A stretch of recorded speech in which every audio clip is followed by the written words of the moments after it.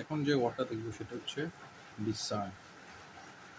Discern শব্দের অর্থ হচ্ছে উপলব্ধি করতে পারা। অনেকটা কনসার্ন শব্দের অর্থ। তো কনসার্ন শব্দের অর্থ হচ্ছে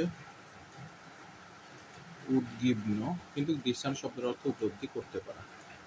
তাহলে আমরা বলতে পারি ডিসার্ন বা উপলব্ধি করতে পারা, আর কনসার্ন শব্দের অর্থ উদ্বিগ্ন। ডিসার্নিং, ডিসার্নিং অর্থ হলো উপলব্ধি করতে সক্ষম। আচ্ছা, সক্ষম। তাহলে আরেকটা হচ্ছে ডিসার্নেবল। ডিসার্নেবল NIBL, সেটা হচ্ছে অনেকটা বোধগম্য। বোধগম্য সেটাতে আরেকটা ওয়ার্ড আমরা শিখতে পারি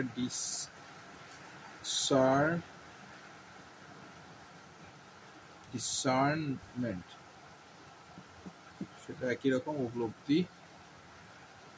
উপলব্ধি করার আগ্রহ। ডিসার্নমেন্ট, ডিসার্ন শব্দের অর্থ উপলব্ধি করতে পারা, সেটা অনেকটা কনসার্নের শব্দের সাথে মিলে যেত।